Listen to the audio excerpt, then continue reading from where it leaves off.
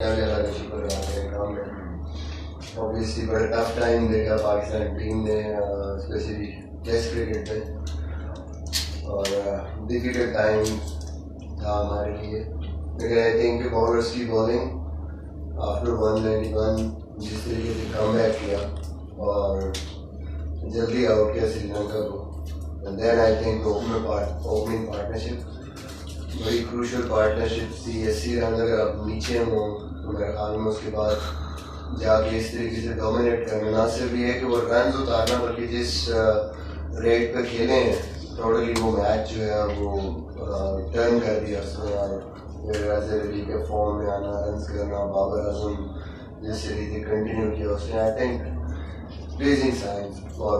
Young bowlers जिस तरीके से बॉलिंग कर रहे हैं सिर्फ अपनी दूसरे तीसरे मैच में, तो पाकिस्तान के लिए अच्छी खबर है और मेरे ख्याल में बड़ी खुशी की बात है हमारे लिए। सबसे एक सेटिस्फेक्शन होती है आपको, स्पेशली इस चीज़ को देखते हुए कि जो कुछ डिसीजन आप करते हैं लॉन्ग टर्म के लिए और इतनी जल्दी अगर उनकी आपको रिजल्ट आने शुरू हो जाए तो मेरे ख्याल में ये सब के लिए, टीम के लिए भी और जितने पाकिस्तान क्रिकेट के सपोर्टर्स या फैंस हैं उनके लिए बड़ी अच्छी खबर है कि हमारी फास्ट बॉलिंग जिस तरीके से बॉलिंग करना शुरू है सारे, और बैटिंग में आई थिंक जो हमेशा अंडर प्रेशर हमें प्रॉब्लम्स आती हैं कि जैसे लीड फर्स्ट इनिंग की लीड होगी, क्लैप्स हो गए, उसके बाद इस तरह की परफॉर्मेंसेस, तो आई थिंक कॉन्फिडेंस लेवल काफ़ी बेहतर हुआ है टीम का। और मेरे लिए भी जाहिर है काफ़ी रिलीफ है जिस तरीके से मैच में कम बैक किया। आप चाहे जैसी भी परफॉर्मेंस हो,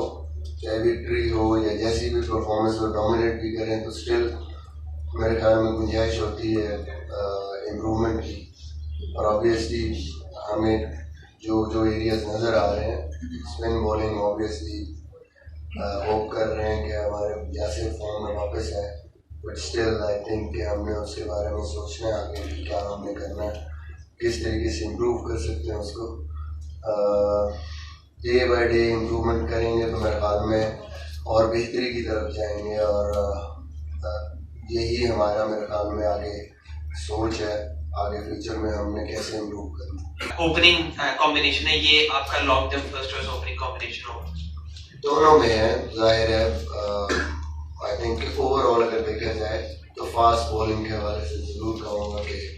वो लॉन्ग टर्म है, इतनी जल्दी ना इतना फर्स्ट क्लास का एक्सपीरियंस था इन बॉलर्स को, बट उन पर बैंक करना international level specially test cricket में नसीम शाह और शाहीन शाह काफ़ी मतलब है कि ये मुश्किल होता है आपके लिए, बट आई थिंक जिस तरीके से दोनों ने रिस्पॉन्ड किया है, स्पेशली आज की जो बॉलिंग थी नसीम शाह की, क्लियरली सब ने देखा होगा कि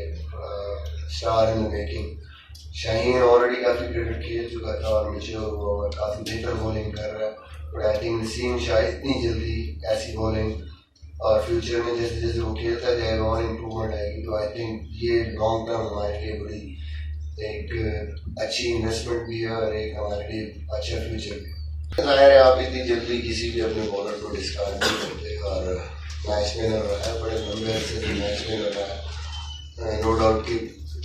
रिसेंटली क्योंकि वो साउथ अफ्रीका में पहले खेला और फिर ऑस्ट्रेलिया में खेला ऐसी कंडीशंस में जहाँ वैसे ही स्पिनर्स को डिफ़िकल्टी होती है,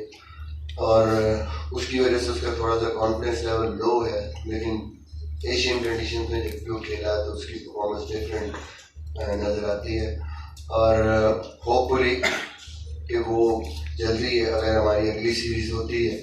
तो जल्दी जितना यहाँ पे खेलेगा मेरे ख्याल में एक आधी परफॉर्मेंस की बात है, आपका कॉन्फिडेंस लेवल बेहतर होता है तो आप हमेशा जो है वो बेहतरी की तरफ आते हैं और परफॉर्म करते हैं। But at the long run जाहिर है हमने और भी स्पिनर्स डेवलप करने हैं, उस पर सोच रहे हैं। उसका ये मतलब नहीं है कि यासिर पे हमारा कोई अभी बिलीव नहीं है। आई थिंक स्टिल यासिर हमारा मैच विनर है, मैच विनर होगा भी आगे, just matter of one good performance. लेकिन बिरयानी की तो हमारी स्पेशली ड्रेसिंग रूम में तो ज़्यादा नहीं है, जिसको शौक है घर जाएंगे तो खा लेंगे। बाकी फवाद का देखिए बात वही है कि कोशिश ये है कि किसी भी प्लेयर को हम अगर खिलाएं तो खाली खाना पूरी ना खिलाएं, जब भी खिलाएं उसको पूरा ट्रस्ट करके खिलाएं और उसको पूरा एक चांस दें, तो होपफुली इंशाल्लाह वो भी उसको भी अपना चांस मिलेगा।